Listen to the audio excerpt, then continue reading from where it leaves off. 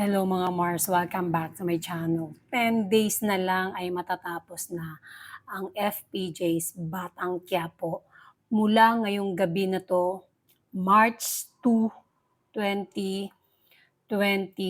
ay huwag po kayong bumitaw hanggang matapos ang FPJ's Batang Quiapo dahil ipinangako ni Coco Martin na ang pagtatapos ng Batang Quiapo ay tatatak daw talaga ito sa kasaysayan dahil maganda ang inihanda niyang ending na kwento dito. Kaya ngayong gabi, wag po niyong bitawan at tutukan dahil dito na yung maglalaban na talaga at matinding bakbakan ang mangyayari laban kay Tanggol at sa mga gerero.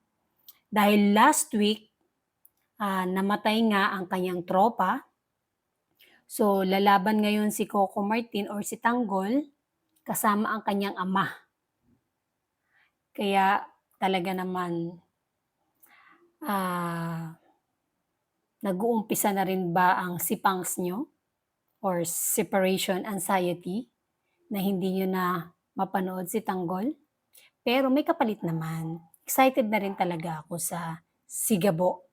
Ngayong March 16 din ang pilot episode niyan. Ako po,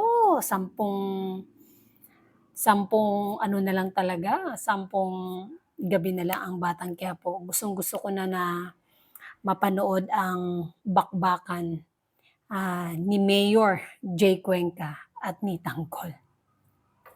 And that's it mga Mars. Thank you for watching this video. Please like, comment, share, and subscribe for more scoops. Bye!